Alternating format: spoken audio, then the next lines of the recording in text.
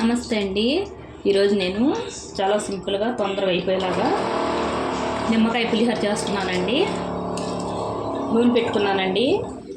దానికి కావాల్సిన పదార్థాలండి: పచ్చెనగపప్పు అండి, 4 ఎండుమిరపకాయలండి, 6 పచ్చిమిర్చి అండి, కరివేపాకు, జీలకర్ర, కొద్దిగా అల్లం ముక్కలండి,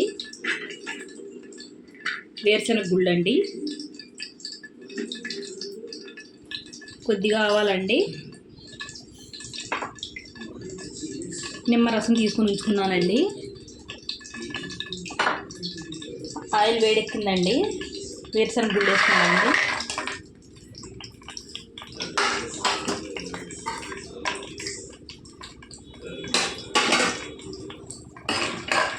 వేసుకుందామండి గుళ్ళు.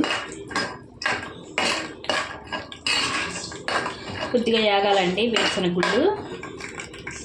చూడండి, గుళ్ళు కొద్దిగా వేగినాయండి. పచ్చిపప్పు వేసుకుందాం, పచ్చిశనగపప్పు,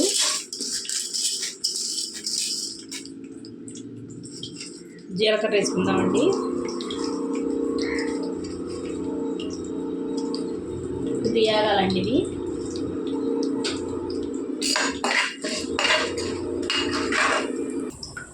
శనగపప్పు గుళ్ళు వేగినాయండి. కొద్దిగా ఆవాలు వేసుకుందామండి, కొద్దిగా ఒక చెంచా.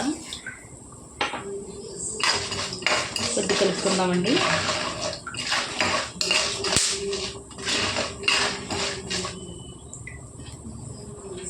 ఎండుమిరపకాయలు వేసుకుందామండి.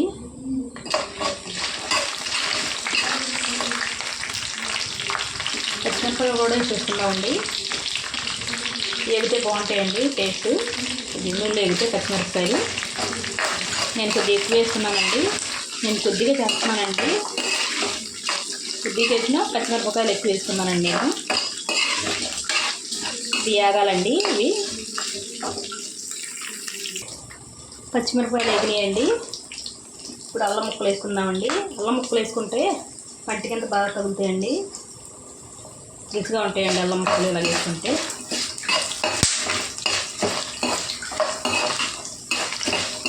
కొద్దిగా వేగాలండి అల్లం ముక్కలు.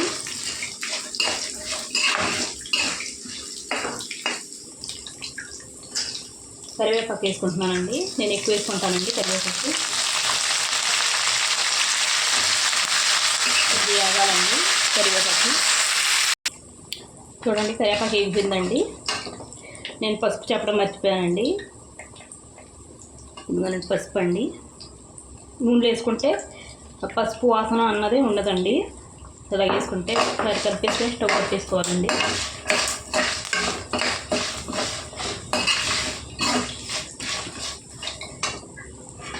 ఇందులో మనం వండుకున్నాము, ఉప్పు వేసి వండుకున్నానండి నేను.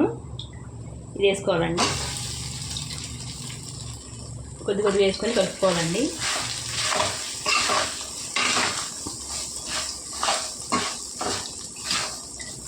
పసుపు అన్నంలో కూడా వేసి వండుకుంటారండి చాలామంది. నేను అలా వేయనండి. ఇలా నూనె వేసుకుంటే పసుపు వాసన లేకుండా ఉంటుందండి. ఇలా ఒకసారి చేసుకుని చూడండి మీరు, చాలా టేస్టీగా ఉంటుంది.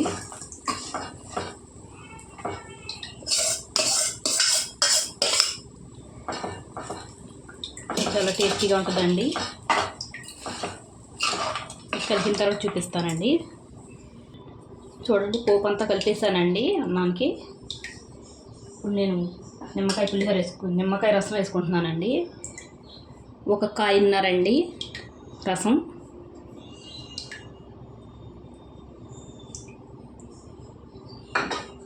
వేసుకొని కలుపుకొని చూసుకుందామండి. నాకైతే పులుపు సరిపోలేదండి. ఇంకొక అరచెక్క వేసుకుంటున్నానండి నిమ్మరసం.